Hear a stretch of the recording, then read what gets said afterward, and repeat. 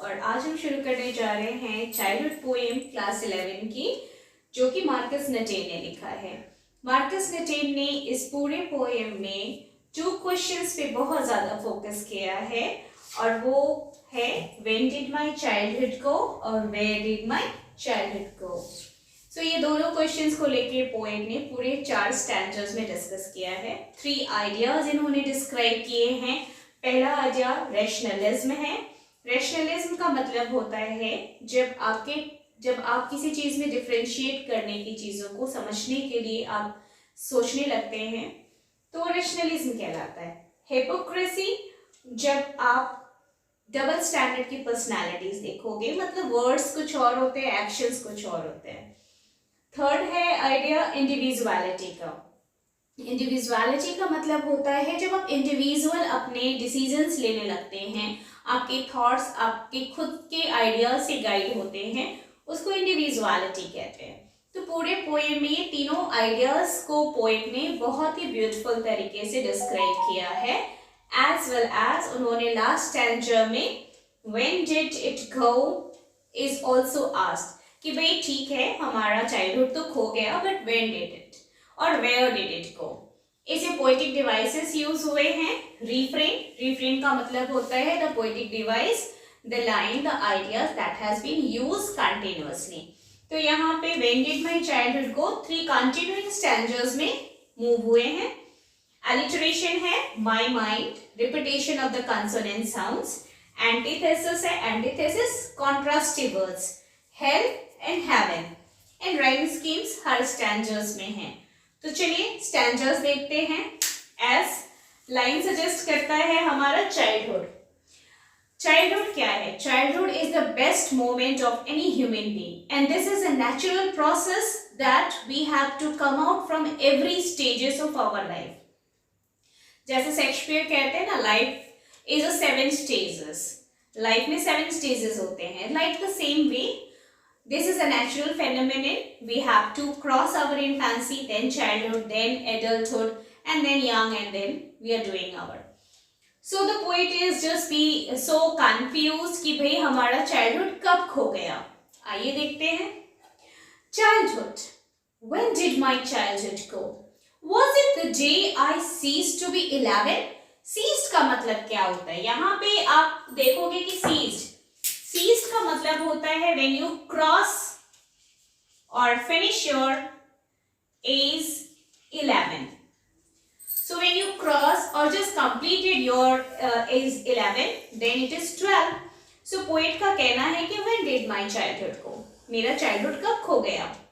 Was it the day I ceased to be 11? क्या ये वही दिन तो नहीं था जब मैंने अपने 11 साल पूरे करके मैं 12 years में आ गया?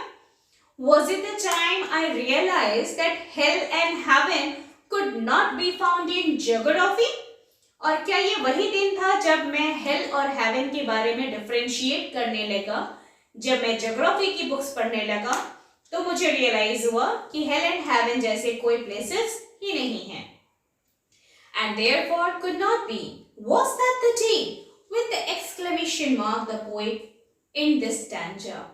इस पूरे स्टैंजर्स में पोएट ने रैशनलिज्म आइडिया को रिप्रेजेंट किया है। यहाँ पे रैशनलिज्म क्योंकि पोएट यहाँ डिफरेंशिएट करने लगा है कि हेल एंड हेवन जैसी चीजें जो उसको एडल्ट्स ने बताई थी वो ज्योग्राफी की बुक्स में नहीं है।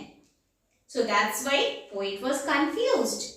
तो फर्स्ट स्टैंजर में पोएट ने क्या कहा कि हो सकता है जब मैंने अपने 11 साल पूरे कर लिए और जब मैं ये चीज डिफरेंशिएट करने लगा कि हेल एंड हेवन जैसी कोई चीजें नहीं है इस प्लैनेट पर, एज ज्योग्राफी की बुक में मेंशन नहीं है, तो शायद ये वही दिन होगा जब मैंने अपना चाइल्डहुड डेज खो दिया।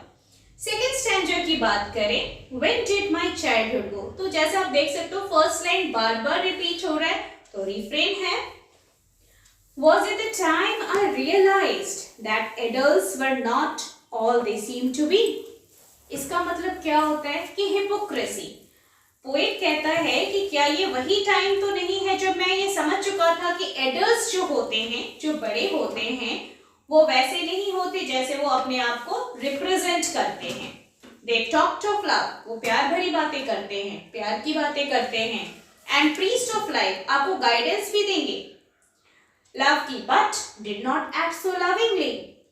So they have the double faces. उनके वर्ड्स अलग होते हैं, उनके एक्शंस अलग होते हैं. तो पोएट कहता है कि was that the day, क्या ये वही दिन है जब मैं ये डिफरेंशिएट करने लगा कि जो एडल्ट्स होते हैं, जो मैच्योर पीपल होते हैं, दे आर हिपोक्रेट. तो जब ये आइडिया पोएट को रियलाइज हुआ तो शायद कि हाँ ये वही दिन तो नहीं जो उसने अपने चाइल्डहुड को खो दिया. थर्ड स्टैंजा में पोएट ने सेम क्वेश्चन अराइज किया. When did my childhood go? Was it when I found my mind was really mine? क्या ये वही दिन तो नहीं जब मैंने अपने माइंड को देखा कि माइंड मेरा है? That means generally childhood age में आप देखोगे कि आपके जो थॉट्स होते हैं वो पेरेंट्स से इन्फ्लुएंस्ड होते हैं and they are guided you for every work. लेकिन there was a certain period of time जो आप अपने थॉट्स को खुद डेवलप करते हैं. When you are ready to develop your thoughts, ready to take the decisions for your life, so that is the moment. So to whichever way I choose, producing thoughts were not those of other people. अब मुझे क्या decision लेना है वो poet जो है वो खुद से सोच रहा है, तो that means it is not guided by somebody else. So but my own and mine alone. So when poet thought and poet said that when I just take the decision and develop my thoughts by my own, not guided by somebody else, that was the time that I lost my childhood. Was that day? In the last stanza, where did my childhood go? So the second question, where did it go, is just be asked here. Where did my childhood go? Okay.